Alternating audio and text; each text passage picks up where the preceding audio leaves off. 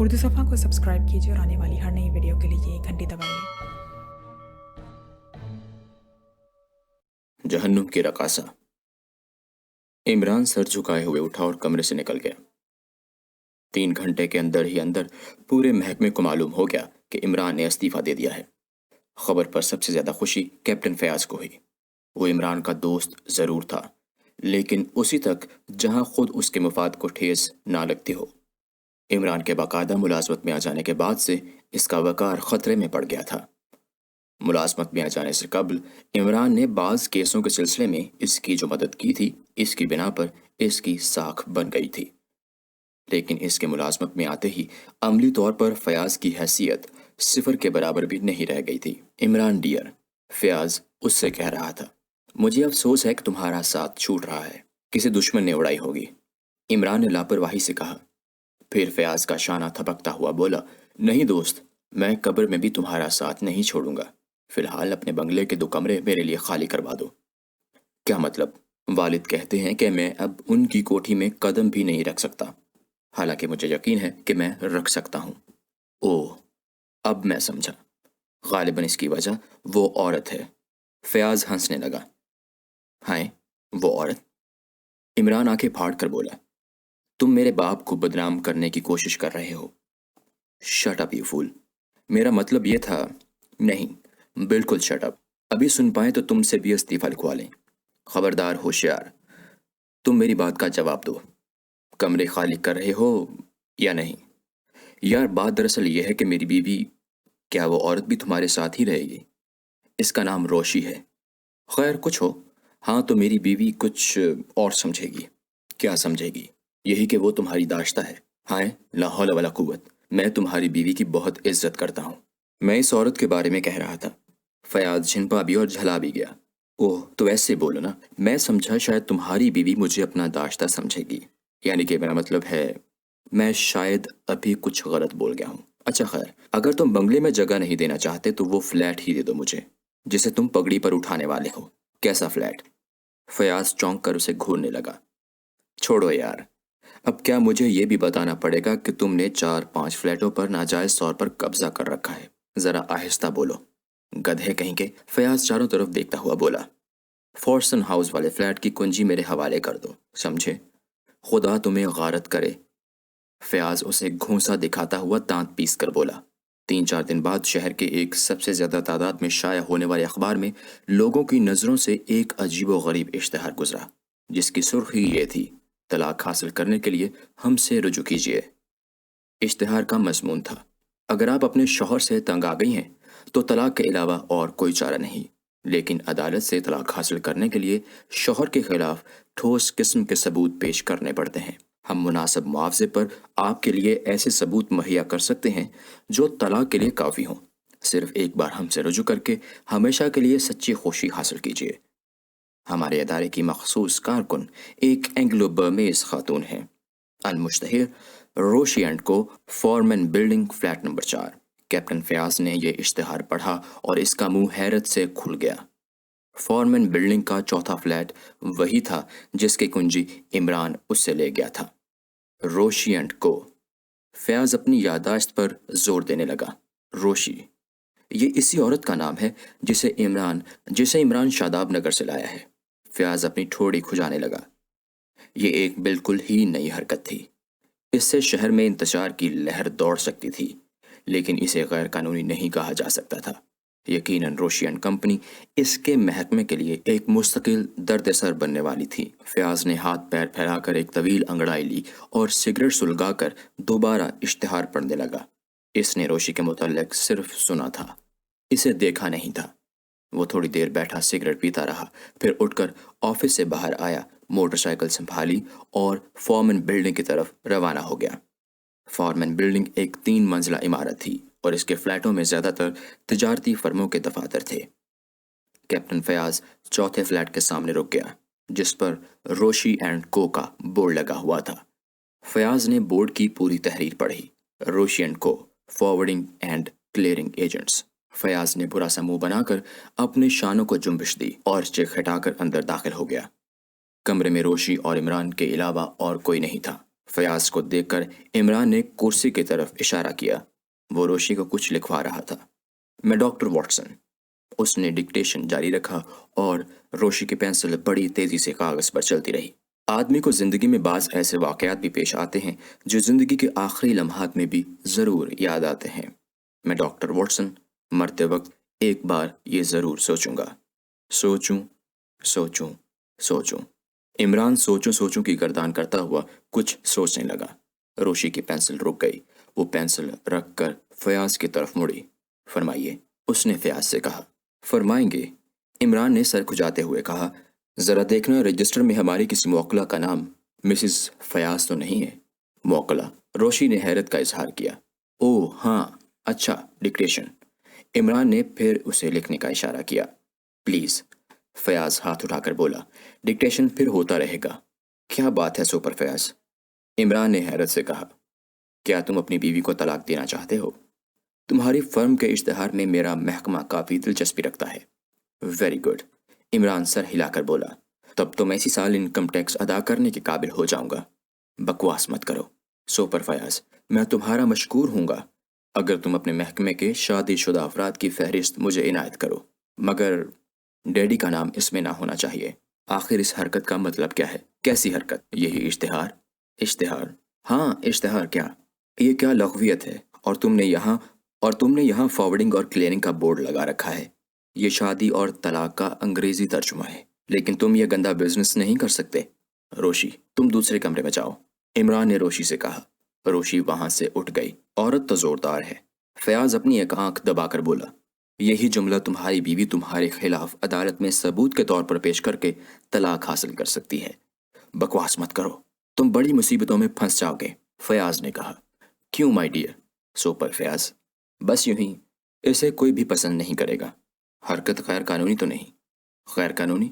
فیاض کچھ سوچنے لگا، پھر جھلا کر بولا۔ دیکھو عمران، تم محکمے کے لیے درد سر بننے والے ہو، بس اتنی سی بات۔ عمران کچھ اور کہنے والا تھا کہ ادھیڑ عمر کی وجیح عورت کمرے میں داخل ہوئی۔ اس نے دروازے پر ہی رک کے کمرے کا جائزہ لیا اور پھر کسی ہچکچاہٹ کے بغیر بولی، میں آپ کا اشتہار دیکھ کر آئی ہوں۔ اوہ اچھا، مس روشی اندر تشریف رکھتی ہیں۔ عمران نے کھڑے ہو کر دوسرے کمرے کی طرف اشارہ کیا۔ عورت بلا توقف کمرے میں چلی گئی۔ فیاض جو عورت کو حیرت سے دیکھ رہا تھا، میز پر کوہنیاں ٹیک کر آگے جھکتا ہوا آہستہ سے بولا، یہ تم کیا کر رہے ہو Imran? Business my dear. Super Fayaz, Imran نے لاپرواہی سے جواب دیا۔ اس عورت کو پہچانتے ہو؟ فیاض نے پوچھا۔ میں شہر کی ساری بوڑھی عورتوں کو پہچانتا ہوں۔ کون ہے؟ ایک بوڑھی عورت۔ عمران نے بڑے خود اعتمادی کے ساتھ جواب دیا۔ بقومت یہ لیڈی تنویر ہے۔ تو اس سے کیا فرق پڑتا ہے؟ فیاض تھوڑی دیر تک کچھ سوچتا رہا، پھر بولا، آخر یہاں کیوں آئی ہے؟ نو سر، عمران سر ہلا کر بولا۔ ہرگز نہیں فیاض صاحب، آپ کو ایسی بات سوچنے کا کوئی حق نہیں۔ یہ میرا اور میرے موکلوں کا معاملہ ہے۔ سر تنویر کی شخصیت سے شاید تم واقف نہیں ہو۔ اگر مصیبت میں پھنسے تو رحمان صاحب بھی تمہیں نہ بچا سکیں گے۔ میں اپنے آفس میں صرف بزنس کی باتیں کرتا ہوں۔ عمران برا سا منہ بنا کر بولا، اگر تم میرے موکل بننا چاہتے ہو تو شوق سے یہاں بیٹھو، ورنہ بائے۔ کیا سمجھے؟ ابھی میں نے کوئی چپڑاسی نہیں رکھا ہے، اس لیے مجھے خود ہی تکلیف کرنی پڑے گی۔ فیاض اسے غصیلی آنکھوں سے گھورنے لگا، پھر تھوڑی دیر بعد بولا، سنو، یہ رہائشی فلیٹ ہے اور رہائشی کے لیے اس کا الاٹمنٹ ہوا تھا۔ تم اس میں کسی قسم کا دفتر نہیں قائم کر سکتے، سمجھے؟ یار کیوں خواہ گرم ہوتے ہو؟ جب بیوی کو طلاق دینا ہو تو سیدھے یہیں چلے آنا، تم سے کوئی فیس نہیں لی جائے گی۔ اچھا، میں تمہیں دیکھ لوں گا۔ یاد رکھو، اگر ایک ہفتے کے اندر تم نے یہاں سے دفتر کا بورڈ نہ ہٹوایا تو خود بھگتو گے۔ بھگت لوں گا، اب تم جاؤ۔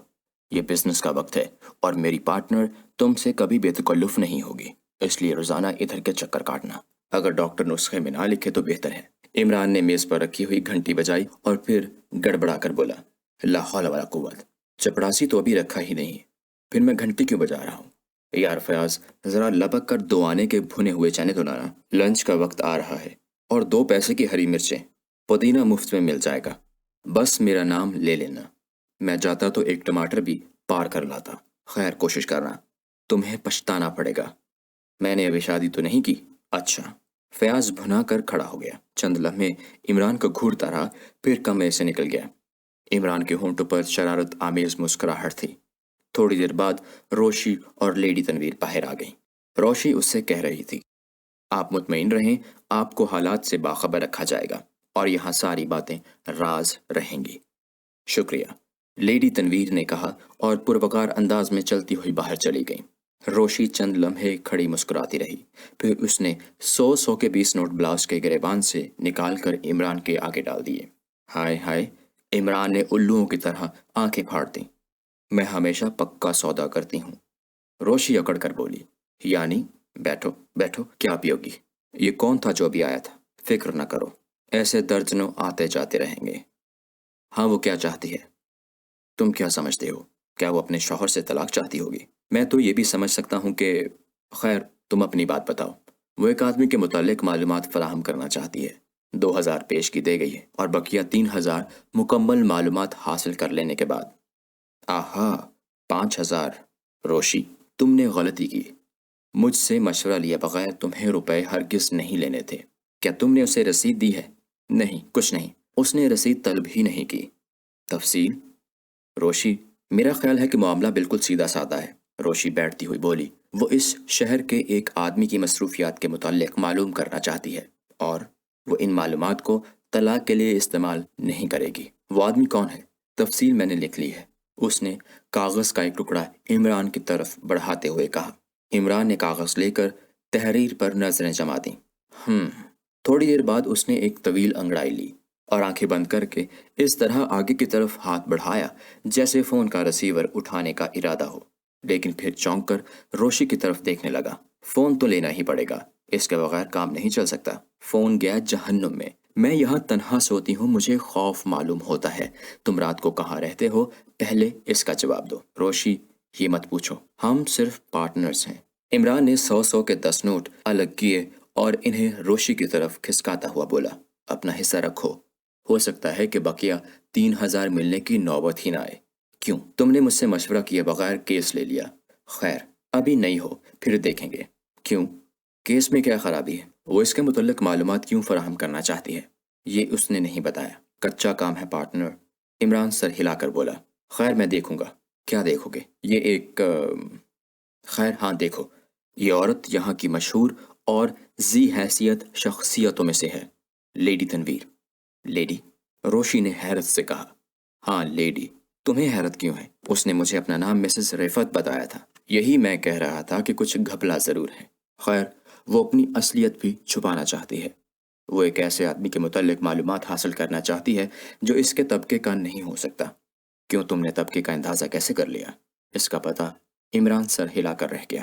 پوری بات بتاؤ۔ روشی جھنجھلا گئی۔ وہ ایک ایسی بستی ہے جہاں عام طور پر مزدور بستے ہیں، اور جو تم یہ نمبر دیکھ رہی ہو یہ کسی عالیشان عمارت کا نمبر نہیں ہے، بلکہ ایک معمولی سی کوٹڑی کا نمبر ہے جس میں بمشکل تمام ایک بڑا پلنگ سما سکے گا۔ اوہ، تم مجھ سے بھی زیادہ احمق ہو روشی، مگر خیر، پرواہ نہ کرو، تم اس پیشے میں بالکل نہیں ہو۔ نہیں عمران ڈیئر، اگر اس میں خطرہ ہو تو ہم اس کے روپے واپس کر دیں۔ گھاس کھا گئی ہو شاید۔ روپے واپس کرو گی؟ بھوکی مرنے کا ارادہ ہے کیا؟ بینک میں میرے 5000 روپے ہیں، روشی بولی۔ انہیں میرے کفن دفن کے لیے پڑا رہنے دو۔ عمران نے ٹھنڈی سانس لی۔ تم نے استعفیٰ کیوں دیا؟ واقعی تم الو ہو۔ کیا تم پھر اپنی پچھلی زندگی کی طرف واپس جانا چاہتی ہو؟ ہرگز نہیں۔ یہ خیال کیسے پیدا ہوا؟ روشی اسے گھورنے لگی۔ نہیں، کچھ نہیں۔ اچھا، میں چلا، عمران اٹھتا ہوا بولا۔ کہاں چلے؟ اس کے متعلق معلومات فراہم کروں گا، اور ہاں، اگر یہاں کوئی پولیس والا آ کر ہماری فرم کے متعلق کچھ پوچھ گچھ کرے تو اسے میرا کارڈ دے کر کہنا کہ فرم کا ڈائریکٹر یہی ہے۔ مجھے توقع ہے کہ وہ چپ چاپ واپس چلا جائے گا۔ عمران شاہی باغ کے علاقے میں پہنچ کر ایک جگہ رک گیا۔ وہ یہاں تک اپنی 2 سیٹر پر آیا تھا۔ گاڑی سڑک کے کنارے کھڑی کر کے وہ آگے بڑھ گیا۔ مزدوروں کی وہ بستی یہاں سے زیادہ دور نہیں تھی جہاں اسے پہنچنا تھا۔ اس کے ہاتھ میں ایک بیگ تھا۔ وہ حلیے سے کوئی ڈاکٹر معلوم ہوتا تھا۔ وہ کمروں کی ایک قطار کے سرے پر رک گیا۔ جس آدمی کے متعلق اسے معلومات فراہم کرنی تھی وہ اسی قطار کے ایک کمرے میں رہتا تھا۔ عمران نے کھلے ہوئے کمروں کے دروازوں پر دستک دینا شروع کی، لیکن قریب ہر جگہ اسے یہی جواب ملا کہ ٹیکے لگ چکے ہیں۔ اس نے 2 آدمیوں کے بازو بھی کھلوا کر دیکھے، پھر آخر کار وہ اس کمرے کے سامنے پہنچا جس میں وہ آدمی رہتا تھا۔ دروازہ اندر سے بند تھا۔ عمران نے دستک دی لیکن جواب ندارد۔ وہ برابر دستک دیتا رہا۔ چلے جاؤ خدا کے لیے۔ تھوڑی دیر بعد اندر سے آواز آئی، کیوں پریشان کرتے ہو مجھے؟ میں کسی سے نہیں ملنا چاہتا، میں ڈاکٹر ہوں۔ عمران نے کہا، کیا آپ ٹیکہ نہیں لگوائیں گے؟ یہ بہت ضروری ہے، ہر ایک کے لیے لازمی۔ میں اس کی ضرورت محسوس نہیں کرتا۔ آپ جا سکتے ہیں۔ اگر آپ کو اس شہر میں رہنا ہے تو آپ ٹیکے کے بغیر نہیں رہ سکتے۔ کیا آپ نہیں جانتے کہ اس موسم میں ہمیشہ طاعون پھیلنے کا خدشہ رہتا ہے؟ اندر سے پھر کوئی جواب نہیں ملا۔ باہر کئی آدمی اکٹھے ہوئے تھے۔ ان میں سے ایک بولا، وہ باہر نہیں آئے گا صاحب۔ کیوں؟ عمران نے حیرت کا اظہار کیا۔ وہ کسی سے نہیں ملتا۔ بڑے بڑے لوگ کاروں میں بیٹھ کر آیا کرتے ہیں، لیکن وہ انہیں ٹکا سا جواب دے دیتا ہے۔ اچھا، مجھے اس کے متعلق ذرا تفصیل سے بتائیے، میں دیکھوں گا کہ وہ کیسے ٹیکہ نہیں لگواتا۔ عمران اس کمرے کے سامنے سے ہٹ گیا۔ وہ لوگ جو اپنے پڑوسی کے متعلق ڈاکٹر کو کچھ بتانا چاہتے تھے بدستور اس کے ساتھ لگے رہے۔ ایک جگہ عمران رک کر بولا، اس کا نام کیا ہے؟ نام تو شاید کسی کو بھی معلوم نہ ہو۔ وہ کرتا کیا ہے یہ بھی نہیں بتایا جا سکتا۔ 1 ماہ قبل یہ کمرہ کرائے کے لیے خالی تھا۔ وہ آیا، یہاں مقیم ہوا، 2-3 دن تک تو اس کی شکل دکھائی دی۔ اس کے بعد سے وہ کمرے میں بند رہنے لگا۔ کوئی نہیں جانتا کہ اس کا ذریعہ معاش کیا ہے۔ آپ میں سے کسی نے کبھی اسے دیکھا بھی ہے؟ قریب سبھی نے دیکھا ہوگا، مگر انہی ایام میں جب اسے یہاں آئے ہوئے زیادہ عرصہ نہیں گزرا تھا۔ شروع میں وہ پڑوسیوں سے بھی ملا کرتا تھا، لیکن پھر اچانک اس نے خود کو اس کمرے میں مقید کر لیا۔ بظاہر کیسا آدمی معلوم ہوتا ہے؟ عمران نے پوچھا۔ مخاطب کچھ سوچنے لگا، پھر اس نے کہا، بظاہر وہ انتہائی شریف معلوم ہوتا ہے۔ حیثیت وہی جو اس بستی کے دوسرے آدمیوں کی ہے، لیکن ابھی کوئی صاحب کہہ رہے تھے کہ اس سے ملنے کے لیے بہت بڑے بڑے لوگ آتے ہیں۔ اس پر تو حیرت ہے۔ اس کی حیثیت ایسی نہیں ہے کہ وہ کار رکھنے والوں سے اس حد تک مراسم رکھ سکے۔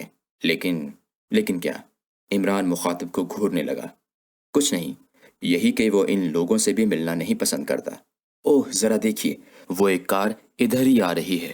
وہ لوگ کتنے ملتجانہ انداز میں اسے باہر نکلنے کو کہتے ہیں۔ سچ مچ سامنے سے ایک کار آ رہی تھی۔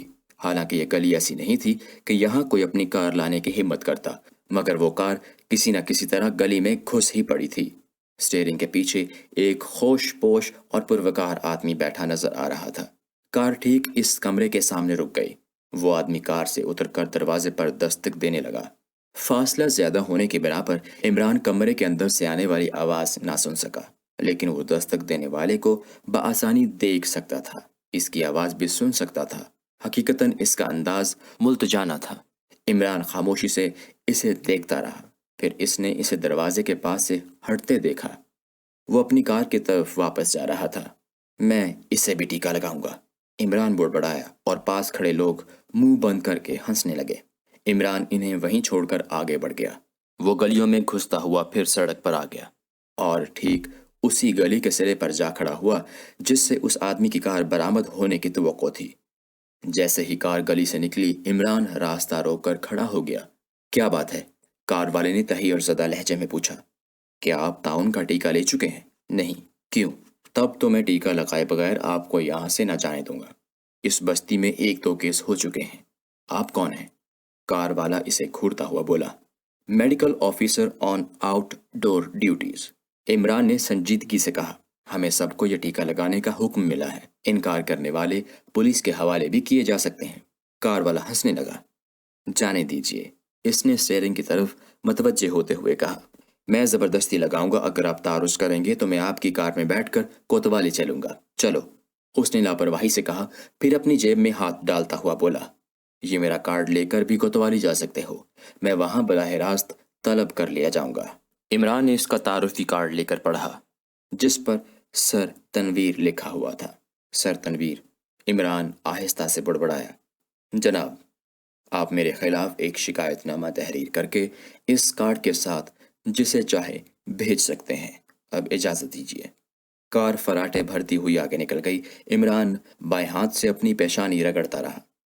یہ تو سر تنویر ہے۔ اس کی بیوی نے اسی پراسرار آدمی کے بارے میں معلومات حاصل کرنے کے لیے 2000 نقد دیے ہیں، اور مزید 3000 کا وعدہ تھا۔ معاملہ الجھ گیا۔ عمران کافی دیر تک وہیں کھڑا خیالات میں کھویا رہا۔ تھوڑی دیر بعد وہ ایک پبلک ٹیلی فون بوتھ میں سر تنویر کے فون نمبر ڈائل کر رہا تھا۔ ہیلو، کون ہے؟ کیا لیڈی صاحبہ تشریف رکھتی ہیں؟ اوہ اچھا، آپ ذرا انہیں مطلع کر دیں۔ شکریہ۔ عمران چند لمحے خاموش رہا، پھر بولا، ہیلو لیڈی تنویر، دیکھیے میں روشی اینڈ کمپنی کا ایک نمائندہ ہوں، کیا آپ آدھے گھنٹے بعد ٹپ ٹاپ نائٹ کلب میں مل سکیں گی؟ یہ بہت ضروری ہے۔ جی ہاں، بہت ضروری، آپ کو ایک اہم اطلاع دینا چاہتا ہوں۔ جی ہاں، جی ہاں، وہی معاملہ ہے، ملیں گی؟ شکریہ۔ عمران ریسیور ہک میں لگا کر بوتھ سے نکل آیا۔ اب اس کی two seater tip top night club کی طرف جا رہی تھی۔ سورج غروب ہو چکا تھا اور آہستہ آہستہ اندھیرا پھیلتا جا رہا تھا۔ نائٹ کلب میں عمران کو زیادہ دیر تک لیڈی تنویر کا انتظار نہیں کرنا پڑا۔ دونوں ایک ایسے گوشے میں جا بیٹھے جہاں وہ آسانی سے ہر قسم کی گفتگو کر سکتے تھے۔ کیا بات ہے؟ لیڈی تنویر بولی، میرا خیال ہے کہ میں پہلے بھی کہیں آپ کو دیکھ چکی ہوں، میرے ہی آفس میں دیکھا ہوگا، میں روشی کی فرم کا جونیئر پارٹنر ہوں۔ اوہ اچھا، ہاں میں نے وہیں دیکھا تھا، لیڈی تنویر نے سر ہلا کر کہا۔ اہم اطلاع کیا ہے؟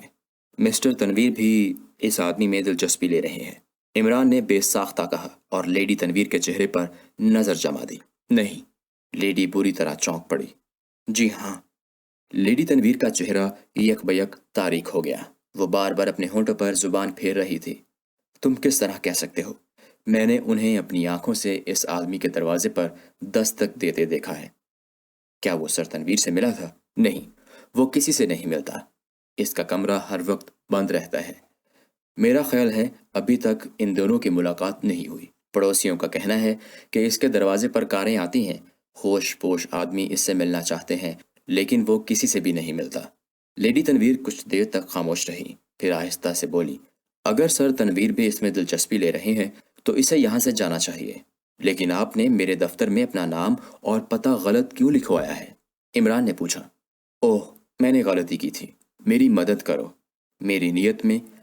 میری نیت میں فطور کوئی نہیں تھا، محض رازداری کے خیال سے میں نے ایسا کیا تھا، ورنہ تمہارے فون پر یہاں دوڑی نہ آتی، صاف کہہ دیتی کہ تمہیں غلط فہمی ہوئی ہے۔ میں کسی روشی اینڈ کمپنی سے واقف نہیں۔ لیکن وہ ہے کون؟ یہ نہیں بتا سکتی۔ پہلے میں یہ چاہتی تھی کہ اس کے یہاں آنے کا مقصد معلوم کروں، مگر اب یہ چاہتی ہوں کہ وہ اس شہر ہی سے چلا جائے۔ کیا تم میری مدد کر سکو گے؟ بولو۔ معاوضہ 10,000، اور تمہیں یہ بھی معلوم کرنا ہوگا کہ سر تنویر کی رسائی اس تک کیسے ہوئی۔ دیکھیے محترمہ، معاملہ بڑا ٹیڑھا ہے۔ کیوں؟ ٹیڑھا کیوں ہے؟ لیڈی تنویر اسے گھورنے لگی، وہ اپنی حالت پر قابو پا چکی تھی۔ آپ اس آدمی میں دلچسپی کیوں لے رہی ہیں جبکہ وہ آپ کے طبقے کا نہیں؟ 10,000 کی پیشکش تمہاری شکل دیکھنے کے لیے نہیں ہے، لیڈی تنویر نے ناخوشگوار لہجے میں کہا۔ میں کبھی اس غلط فہمی میں نہیں مبتلا ہوا۔ عمران مسکرا کر بولا، 10,000 صرف اس لیے ہیں کہ تم کسی بات کی وجہ پوچھنے کی بجائے کام کرو گے۔ بہت خوب، اب میں سمجھ گیا، لیکن لیڈی تنویر، اگر وہ یہاں سے جانے پر رضامند نہ ہوا تو اس صورت میں مجھے کیا کرنا ہوگا؟ تو اب صورت بھی میں ہی بتاؤں۔ 10,000۔ ٹھہریے، ایک دوسری بات بھی سمجھ میں آ رہی ہے، عمران نے آہستہ سے کہا۔ چند لمحے خاموش رہا، پھر بولا، اگر وہ جانے پر رضامند نہ ہوا تو دوسری صورت بھی ہو سکتی ہے۔ کیا؟ لیڈی تنویر آگے کی طرف جھک آئی۔ اسے قتل کر دیا جائے؟ لیڈی تنویر گھبرا کر پیچھے ہٹ گئی، اس کی آنکھیں حیرت اور خوف سے پھیل گئی تھیں۔ نہیں، ہرگز نہیں، وہ حق لائی۔ پھر سوچ لیجئے، بعض اوقات رازداری کے لیے سب کچھ کرنا پڑتا ہے۔ کیا مطلب؟ لیڈی تنویر بے ساختہ چونک پڑی۔ سر تنویر اس میں دلچسپی لے رہے ہیں؟ عمران آہستہ سے بڑبڑایا۔ صاف صاف کہو لڑکے، مجھے پریشان نہ کرو۔ خیر ہٹائیے، یہ غیر ضروری بات ہے، مجھے تو صرف اتنا کرنا ہے کہ اسے یہاں سے کھسکا دوں، اگر نہ جائے تو بولیے، ختم کر دیا جائے نا اسے؟ نہیں، ہرگز نہیں، کسی کو کانو کان خبر نہ ہوگی، اور 10 میں صرف 5 کا اضافہ، 15,000 میں معاملہ فٹ۔ کیا تم لوگ یہ بھی کرتے ہو؟ لوگ نہیں، صرف روشی۔ کیا وہ اینگلو برمیز لڑکی؟ جی ہاں۔ بس یہ سمجھیے، جسے ایک بار دیکھ لیا وہ ہمیشہ کے لیے قتل ہو گیا۔ کیا بکواس ہے! ہاں ہاں، یہی تو آپ نہیں سمجھی۔ قتل سے میری مراد یہ تھی کہ روشی اسے اپنے عشق کے جال میں پھنسا کر یہاں سے ہٹا لے جائے گی۔ خام خیالی ہے، اول تو وہ بوڑھا ہے، دوئم پختہ کردار کا مالک، یہ طریقہ قطعاً فضول ثابت ہوگا۔ غالباً اس کی آپ ہی کی سی عمر ہوگی، عمران نے پوچھا اور غور سے اس کے چہرے کا جائزہ لینے لگا۔ لیڈی تنویر نے فوراً ہی جواب نہیں دیا۔ وہ کافی چالاک عورت تھی۔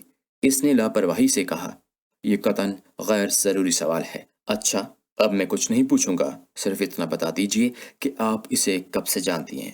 یہ بھی غیر ضروری ہے۔ خیر، مگر مجھے حیرت ہے کہ سر تنویر کی رسائی اس تک کیسے ہوئی۔ اگر وہ اسے جانتے ہیں تو پھر آپ کی تگدو فضول ثابت ہوگی۔ تم مجھ سے کیا اگلوانا چاہتے ہو؟ لیڈی تنویر غیر متوقع طور پر مسکرا پڑی۔ یہی کہ یہاں آنے پر اس نے آپ سے ملنے کی کوشش کی تھی یا نہیں؟ تم غلط سمجھے ہو، لیڈی تنویر نے سنجیدگی سے کہا۔ یہ کوئی ایسا آدمی نہیں ہے جس سے مجھے بلیک میلنگ کا خطرہ ہو۔ اس سے کسی طرح ملو اور اس بات پر آمادہ کرو کہ وہ یہاں سے چلا جائے۔ تم اسے بتا سکتے ہو کہ یہ لیڈی تنویر کی خواہش ہے، اور اگر سر تنویر نے خواہش ظاہر کی کہ وہ یہیں رہ جائے تو؟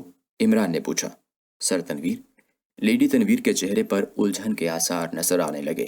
میں نہیں سمجھ سکتی کہ سر تنویر اسے کس طرح جانتے ہیں اور اس میں کیوں دلچسپی لے رہے ہیں۔ اچھا، اگر سر تنویر کو معلوم ہو جائے کہ آپ بھی اس میں دلچسپی لے رہی ہیں تو ان پر اس کا کیا رد عمل ہوگا؟ لیڈی تنویر چند منٹ عمران کو غور سے دیکھتی رہی، پھر بولی، لڑکے تم بہت چالاک ہو، مگر اس چکر میں نہ پڑو۔ ویسے اتنا ضرور کہوں گی کہ سر تنویر کی ملاقات اس سے نہ ہونے پائے تو بہتر ہے۔ بس اب جاؤ، اس دوران میں اگر کوئی خاص ضرورت پیش آئے تو مجھے فون کر سکتے ہو۔ مجھے یقین ہے کہ تم اس کام کو بہتر طور پر کر سکو گے۔ صرف ایک بات اور۔ عمران جلدی سے بولا۔ نہیں، اب کچھ نہیں، لیڈی تنویر اپنا پرس اٹھاتی ہوئی بڑبڑائی۔ پہلے آپ صرف اس آدمی کے متعلق۔ Shut up. لیڈی تنویر مسکرا کے آگے بڑھ گئی۔ عمران اسے جاتے دیکھتا رہا۔ رات بہت تاریک تھی، مطلع شام ہی سے ابر آلود رہا تھا، اور اب تو پورا آسمان بادلوں سے ڈھک گیا تھا۔ عمران لیڈی تنویر کے متعلق سوچتا ہوا اپنی 2 سیٹر ڈرائیو کر رہا تھا۔ کچھ ہی قبل اس سے جو باتیں ہوئی تھیں کافی الجھاوے دار تھیں۔ وہ 10,000 خرچ کرنے کا ارادہ رکھتی ہیں، اور کام صرف اتنا تھا کہ اس گمنام آدمی کو شہر سے کہیں دور بھیج دیا جائے، اور وہ آدمی لیڈی تنویر کے طبقے سے تعلق نہیں رکھتا تھا۔ اس سلسلے میں صرف ایک ہی بات سوچی جا سکتی تھی، وہ یہ کہ ہو سکتا ہے کہ کبھی لیڈی تنویر سے اس کے ناجائز تعلقات رہے ہوں، اور اب اسے اس سے بلیک میلنگ کا خطرہ ہو۔ مگر یہ خیال بھی زیادہ دیر تک قائم نہ رہ سکا، کیونکہ لیڈی تنویر زیادہ پریشان نہیں معلوم ہوتی تھی۔ حتیٰ کہ سر تنویر کے حوالے سے بھی اس نے جو تھوڑی بہت بے چینی ظاہر کی تھی وہ عمران کو مصنوعی ہی معلوم ہوئی تھی۔ یعنی وہ خواہ یہ ظاہر کرنا چاہتی تھی کہ سر تنویر کو اس آدمی سے واقف نہ ہونا چاہیے۔ کیس دلچسپ تھا۔ عمران نے پھر 2 سیٹر کا رخ شاہی باغ ہی کی طرف موڑ دیا۔ وہ ایک بار پھر اس پراسرار آدمی کے کمرے کا دروازہ کھلوانے کی کوشش کرنا چاہتا تھا۔ کار ایک محفوظ جگہ چھوڑ کر وہ مزدوروں کی بستی کی طرف پیدل چل پڑا۔